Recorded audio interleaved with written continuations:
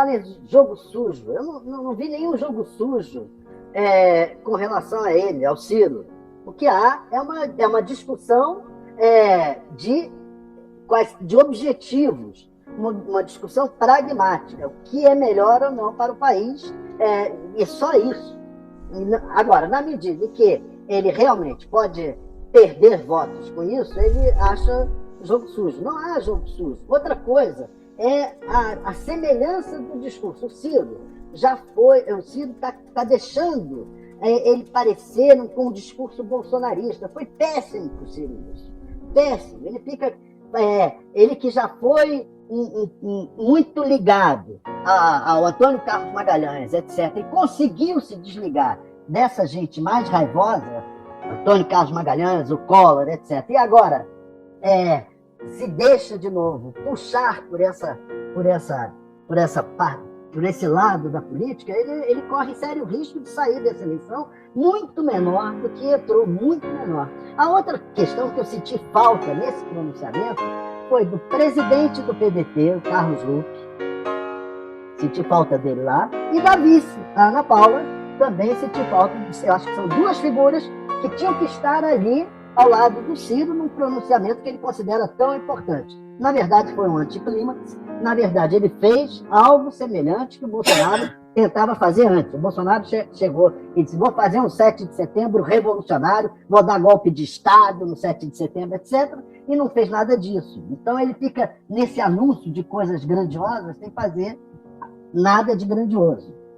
Foi muito semelhante à estratégia bolsonarista, mais uma vez.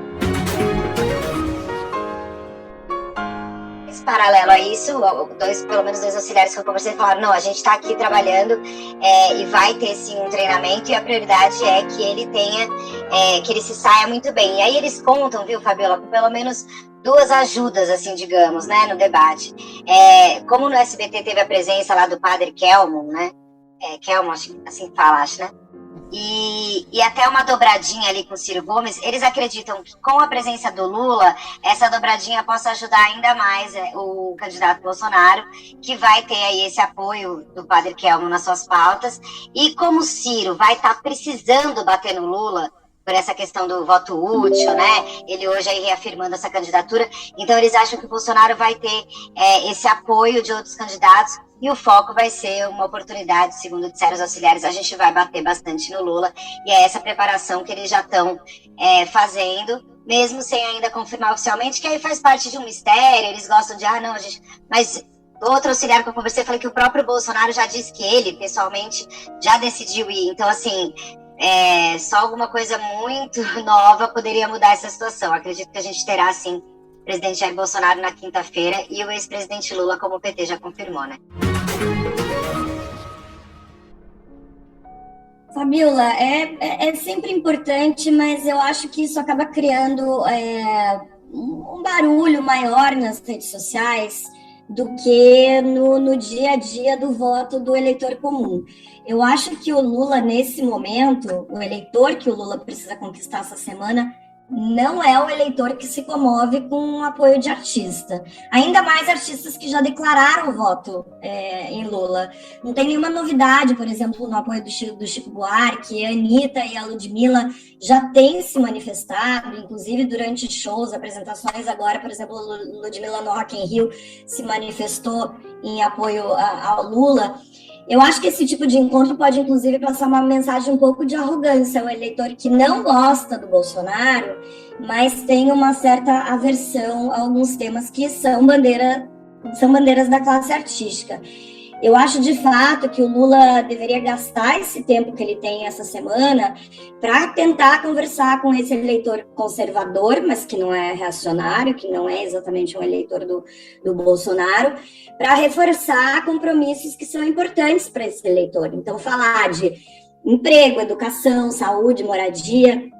Eu sempre me lembro, nessas horas, daquele evento em que o Mano Brown estava presente em 2018, e que ele fala que o PT tinha que voltar a se conectar com a periferia, voltar a se conectar com o povo, que se não fizesse isso ia continuar perdendo.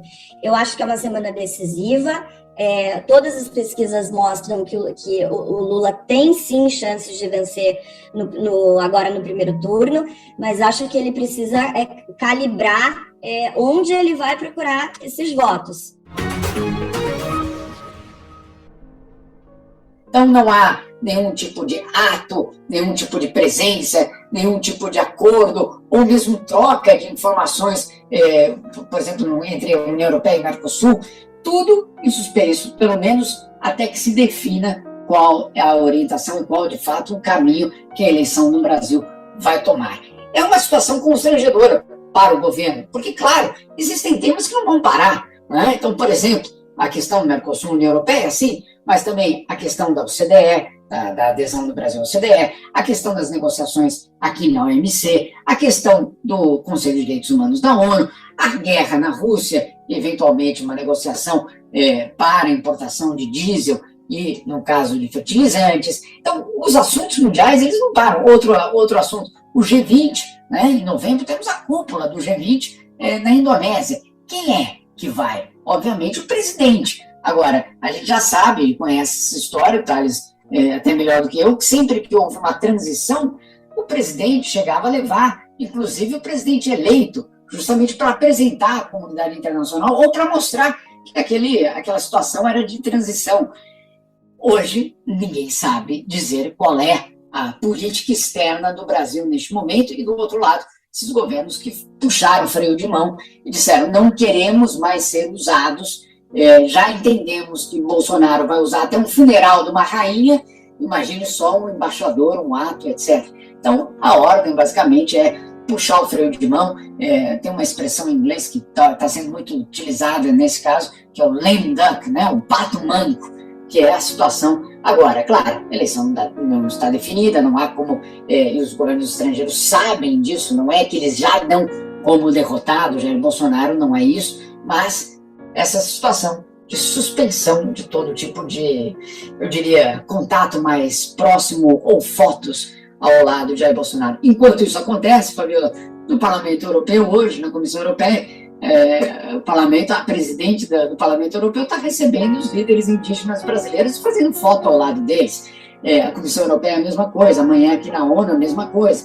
Então, você vê que, obviamente, se os europeus não querem sair na foto com o Jair Bolsonaro, não há problema algum em sair em foto com os líderes indígenas que denunciam Jair Bolsonaro.